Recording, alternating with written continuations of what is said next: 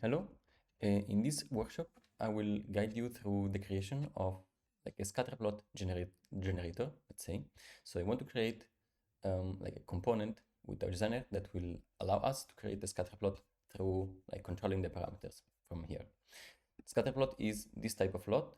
I choose this like the most basic plot we can create.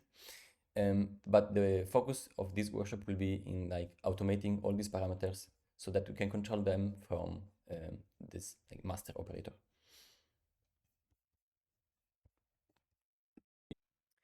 I'll give you a quick demonstration. So we can open our operator here and we can choose the dataset to use, an Excel file. I'll use Pokemon for this.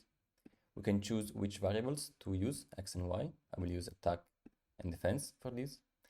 You can choose the size of the markers based on which variable. I will use HP.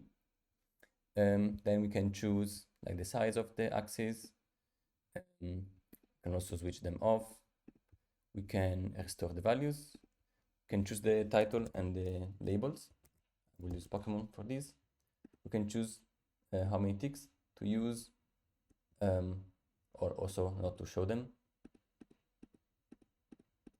And we can also choose the colors. So I can use a categorical variable and choose the variable to use. I will use type. And from here, I can also choose the colors directly. So I can go in each of them and choose the color of the corresponding variable. And that's how it will look like. And we can come back and choose also to show the legend like this, so we know.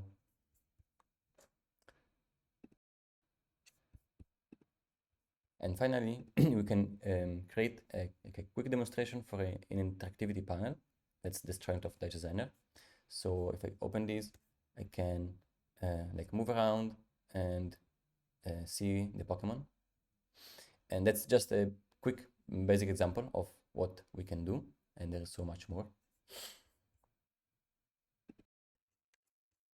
One more thing I would like to say. So this is the first video I create, and there are a few things that I would have done differently at the end. And one of these is the following. I always work with like 3 viewers like this. That's because it's easier to jump from one operator to another this way, and especially when we want to create like a reference like here.